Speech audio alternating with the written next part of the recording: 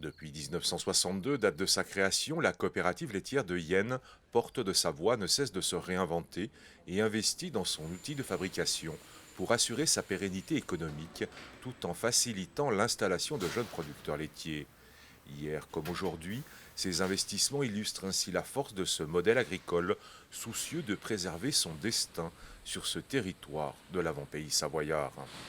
On a investi 13 millions et demi d'euros, effectivement, parce qu'il fallait absolument refaire notre salle de fabrication. Et donc, du coup, changer les systèmes de moulage d'emprésurage.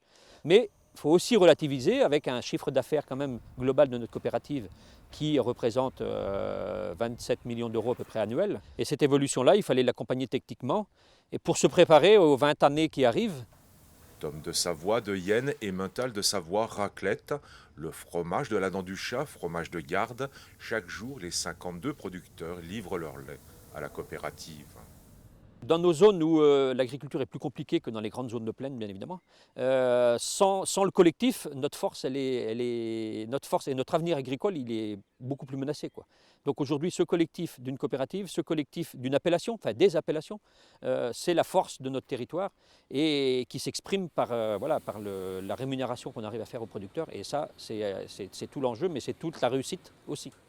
Forte de ces appellations récompensées régulièrement au concours général agricole, l'avenir de la coopérative reste étroitement lié à celui de son territoire, car penser l'évolution de son outil de production est un engagement, un défi pour les coopérateurs soucieux de préserver leur filière laitière.